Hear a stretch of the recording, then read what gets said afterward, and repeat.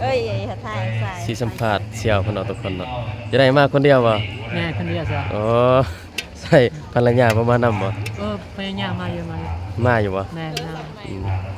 ไม่ใช่บาทเนาะโดยเอาเมียอยู่บ้านอยู่ไสต้องห่างของห่างบ่โดนพอกันเทื่อนึงเนาะทุกคนเนาะ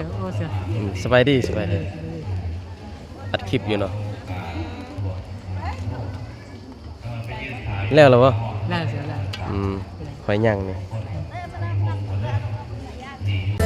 ก่อนเบิ่งคลิปนี้ก็อย่าลืมกดไลค์กดแชร์กดติดตามหรือว่าคอมเมนต์ที่สำคัญก็คือกดซุปเปอร์ตังให้แน่เด้อทุกคนกับสบายดีและสวัสดีพ่อแม่พี่น้องหมดสุขสุขคนเนาะยินดีต้อนรับเข้าสู่2ลิ้น2004เนาะทุกคนเนาะซึ่งว่าตอนนี้พาทุกคนมาใส่บาตรบุญบาตรเนาะทุกคนเนาะบุญเดือน6เนาะทุกคนเนาะซึ่งว่าตอนนี้เฮามาอยู่ในวัดแล้วเนาะทุกคนเนาะเดี๋ยวสิพาทุกคนไปเบิ่งเลาะชมเบิ่งบรรยากาศเนาะตอนนี้เฮามาฮอดวัดเป็นที่เรียบร้อยเนาะทุกคนเนาะบรรยากาศอยู่วัดเนาะทุกคนนี่เนาะตอนนี้เฮากำลังไปนั่งอยู่หัวแจกเนาะยันว่าคนมันเต็มแล้วสินั่งทางนอกเอาเนาะทุกคนเนาะเดี๋ยวสิพาทุกคนไปเบิ่งบรรยากาศเนาะนี่เนาะทุกคนเนาะวัดบ้านระยะไต่เนาะทุกคนเนาะบรรยากาศยามเช้าเนาะ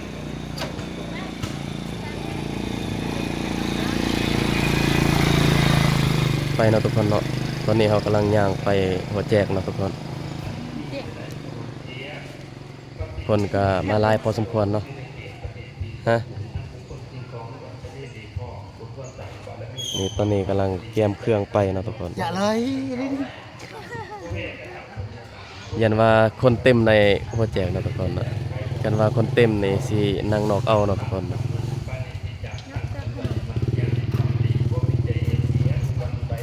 นี่เตรียมเครื่องเนาะขนมใส่บาตรเนาะทุกคนเนาะไปเนาะทุกคนตอนนี้ก็เวลาประมาณ7 โมงเช้าเนาะทุกคน7 โมงเช้าเนาะ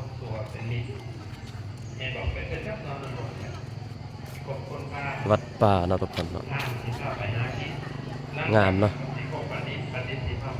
ได้มีเวลาเมื่อบานเนาะทุกคนเนาะเมื่อบุญบานเดือน6เนาะทุกคนคนสัวผ้าตัวมันพานได้ขนาดบอกว่าอย่าปากกันยังปากอยู่พานคัดควงตอนนี้เขากำลังย่างเข้าไปในเนาะป้าทุกคนซึ่งว่าคนอยู่ในเต็มหมดแล้วเนาะอันนี้พานได้บอกอย่าเอาจะบอกว่ายังบอกพานเต็มหมดแล้วบ่คนอยู่ใน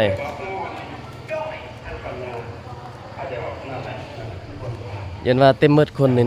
นั่งบ่ได้เนาะทุกคนเนาะคันว่าบ่ทันเต็มนี่นั่งได้เนาะตอนนี้กำลังเข้าไปในเนาะทุกคน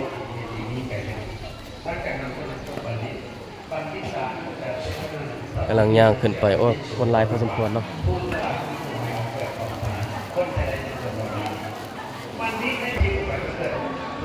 นี่เนาะตอนนี้เรามาอยู่ในหัวแจกเนาะทุกคนเนาะคนหลายพอสมควรเนาะโทษนี่ผู้สาวเนาะ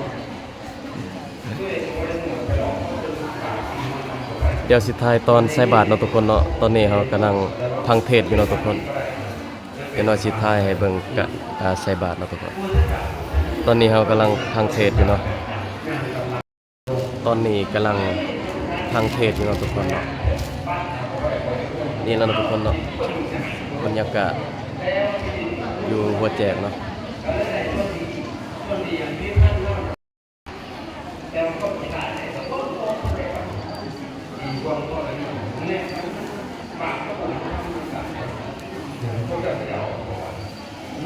เดี๋ยวสุดท้ายตอนใส่บาตรเนาะทุกคนเนาะ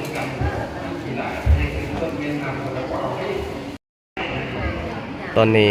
บัดทันได้เตรียมเครื่องเนาะเนี่ยแล้วเนาะทุกคนเนาะ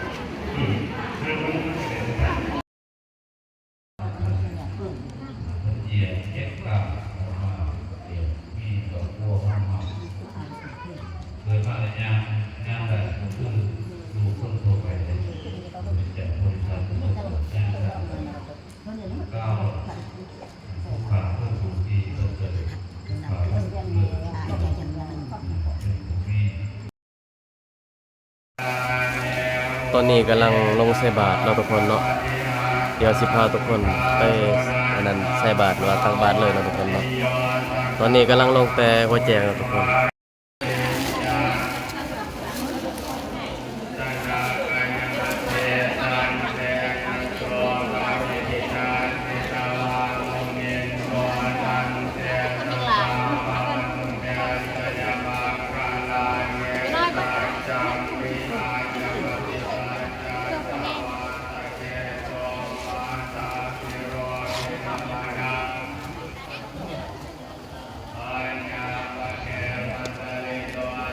ตอนนี้กำลังย่างเข้าไปใส่บาตรแล้วว่าตักบาตรเนาะทุกคนเนาะพอดีได้ใส่บาตร8 โมงเนาะทุกคนคนหลายพอสมควรเนาะตอนนี้ก็ยังเรียนคิวกันอยู่หรือว่าเรียนแถวเนาะทุกคนเนาะบ้านระยาวกลางจำป่าวระยาวไต่เนาะทุกคนเนาะ3 หมู่บ้านเลยเนาะมื้อนี้เนาะ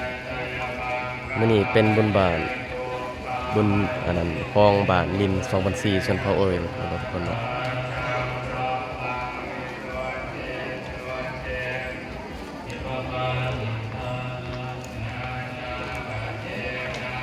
เป็นบุญบ้านเดือน6เนาะ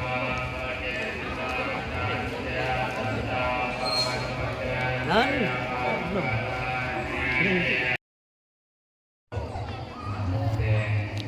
ไปเนาะทุกคนเนาะตอนนี้กำลังเข้าไปย่างแล้วเนาะทุกคนเนาะรอถ่ากันเลยเนาะ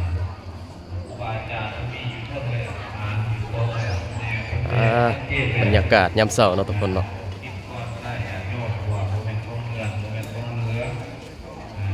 เกี่ยวกันกับกินก่อนกินรุ่นตัวแบงทันทีเลย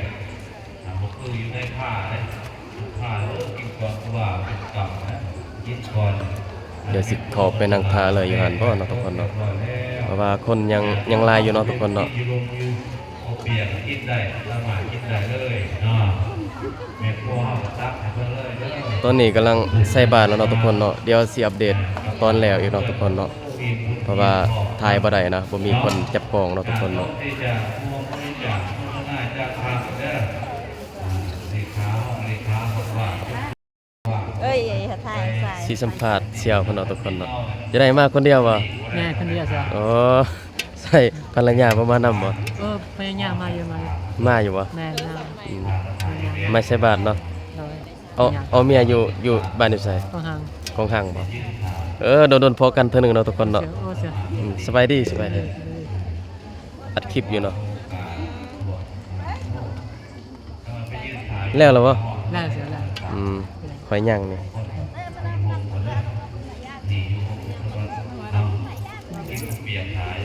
หลายพอสมควรเนาะทุกคนเนาะบนบ้านเนาะนี่แล้วเนาะทุกคนเนาะวัดอยู่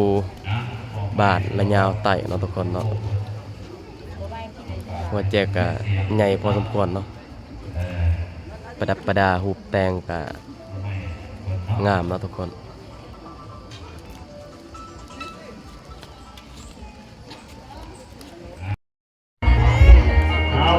ซึ่งว่าตอนนี้แล้วเนาะทุกคนเนาะแล้วใส่บาตรแล้วเนาะทุกคนเนาะเพราะว่าบ่มีคนจับกองมาให้เนาะทุกคนเลยว่าบ่ได้ถ่ายใส่บาตรเนาะซึ่งว่าวัดบ้านระยะเฮาเนี่ยก็อัปเดตหลายพอสมควรเนาะทุกคนเนาะประมาณยัง 15% นะบ่ทันแล้วเนาะทุกคนเนาะนี่เนาะมันยัง 15% บ่ทันแล้วเนาะนี่เด้อวัดบ้านระยะเนาะทุกคนเนาะตอนนี้เฮามาแล้วเนาะทุกคนเนาะสิพาทุกคนมาเลาะชมบรรยากาศอีกเนาะเพราะว่ามีข้าวเปียกให้เนาะทุกคนเนาะแล้วเสบาดแล้วมากินข้าวเปียกเนาะทุกคนนี่เนาะทุกคนเพราะว่าเราทำต่อไปยังบ่ทันแล้วเพื่อเราเพื่อจะได้ทราบว่า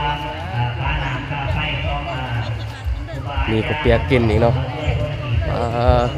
คนทลายอีกเนาะ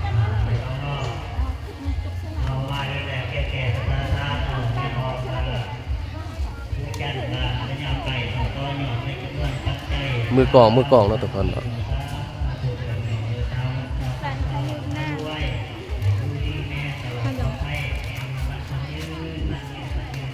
นี่เนาะมากินข้าวเปียกเนาะทุกคนเนาะสิไปกินบ่เนาะ ซึ่งชิ้นเหนียวเนี่ย บรรยากาศอยู่วัดเนาะ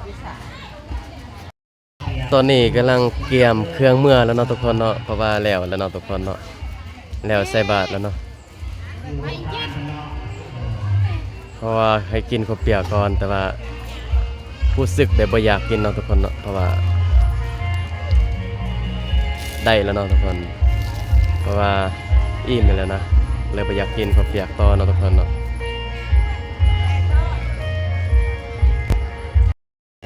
ตอนนี้กำลังเมื่อเนาะทุกคนเนาะอาซีขออนุญาตจบคลิปเพียงเท่านี้เนาะทุกคนเนาะอย่าลืมกดไลค์กดแชร์ในเด้อเพื่อเป็นกำลังใจในคลิปต่อไปบ๊ายบายเนาะทุกคนเนาะเจอกันคลิปหน้าเนาะ